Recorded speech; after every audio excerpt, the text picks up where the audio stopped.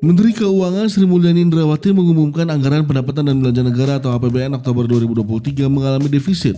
Ini merupakan pertama kalinya APBN 2023 mengalami defisit usai surplus sejak awal tahun.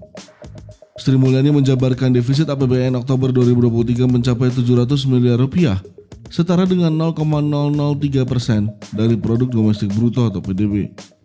Defisit ini menurut Sri Mulyani disebabkan kinerja pendapatan negara dan belanja pemerintah melewati titik seimbangnya pada periode ini. Jumlah penerimaan negara di periode ini lebih rendah dibandingkan dengan nilai atau realisasi belanja pemerintah. Lebih luas, pendapatan negara hingga Oktober 2023 terkumpul 2.240,1 triliun rupiah atau 90,9% dari target APBN tahun anggaran 2023. Sementara, realisasi belanja negara telah mencapai 2.240,8 triliun rupiah atau 73,2% dari pagu 2023. Meski demikian, keseimbangan primer positif APBN surplus sebesar 365,4 triliun rupiah. Belanja negara sampai dengan akhir Oktober mencapai 2.240,8 triliun, itu hampir sama angkanya secara nominal antara pendapatan dan belanja negara. Namun belanja negara ini baru 73,2% dari total pagu anggaran yang ada di dalam Undang-Undang APBN. Ini artinya belanja negara dari tahun lalu turun 4,7% dari sisi posisi akhir Oktober.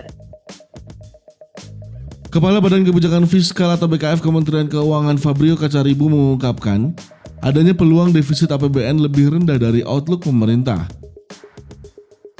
Ketika kita menerbitkan Lapsem beberapa waktu yang lalu, outlook defisitnya adalah 2,3. Dengan dinamika sekarang ini dan berkali-kali juga Bu Menteri sudah menyampaikan bahwa peluang untuk defisit kita lebih rendah dibandingkan dengan 2,3% itu memang terlihat semakin nyata.